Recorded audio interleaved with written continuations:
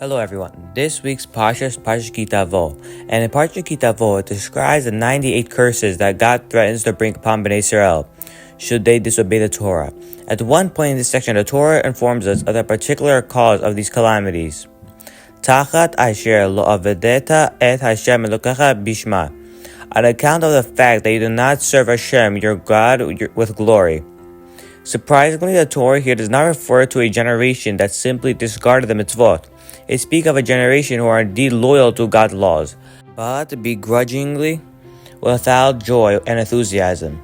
The Torah demands not only that we obey the mitzvot, but we also rejoice and take pleasure in their performance. In other words, the Torah demands that we be happy. This requirement is expressed in other contexts as well. King David famously exhorted in Tehillim 100 Pasuk Bet, Ivdu et Hashem bishma, serve God with joy. He did not instruct simply serve God, but rather we must do it with joy. The Gemara Megillah presents that well-known dictum, Mishinechas Adar Marbim Bisimcha. When the mouth of Adar comes, we increase our joy. Conversely, in Masechet Tanit we read, Mishinichnas Av Mahamim Besimcha. When the month of Av comes, we decrease our joy. These two passages are found in basic assumption that a Jew must constantly live in a state of happiness.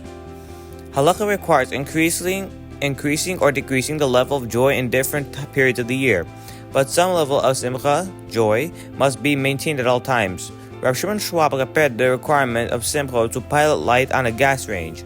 The flame must always remain lit, and one lowers or raises the fire as needed. Similarly, a Jew must live each day of the year with a certain degree of happiness, which increases or decreases depending on a particular season and circumstance.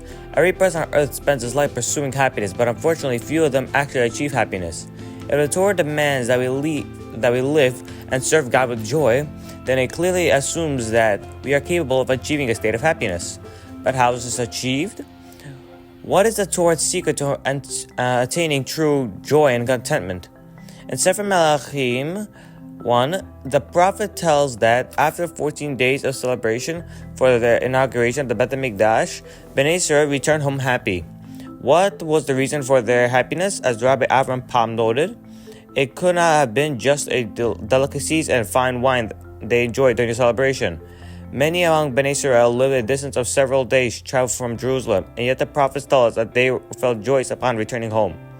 Long after the pleasure provided by the food and wine had waned, they were plain happy because of the spiritual elevation they were just experiencing during the inauguration of the temple. As Yaakov Shimoni remarks on this verse, they rejoiced because they enjoyed the glory of the Shekhinah. True joy results in spirituality, not from material gain. King Shlomo, the wisest, wealthiest man of them all, commented in the book of Kohelet, I have seen all the creations that were made under the sun, and behold, it is vanity and worthlessness. King Shlomo enjoyed all the luxuries and pleasures of life, and concluded that they do not bring a person happiness. The rabbis remarked, a person who always wants 100, always wants 200.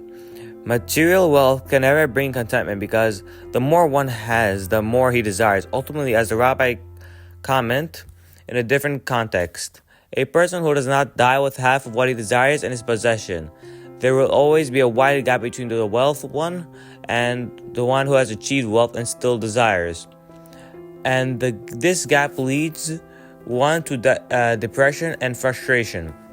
Important as it is to earn respectable living, wealth alone will not make a person happy. Only religion and spirituality can bring true happiness and contentment. Rabbi Samson Raphael Hirsch claimed that the word sameach, happiness, is etymologically related to the word tasamea, which means grow.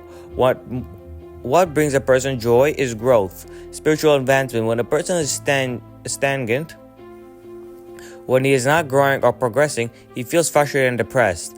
Children are happy and excited by nature because they are constantly growing at an accelerated rate.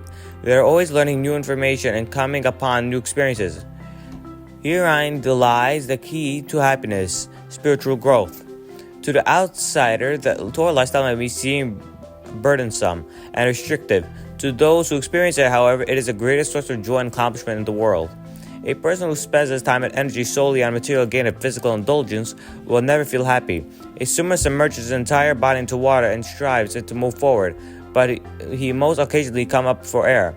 Similarly, although a person must submerge himself in career and work in order to earn a living, he cannot survive spiritually unless he comes up for the air. Unless he designates sufficient time for Torah and mitzvot. Otherwise, he can never achieve genuine happiness, which can come only through spiritual growth and elevation. Thank you all for listening. Have a great day.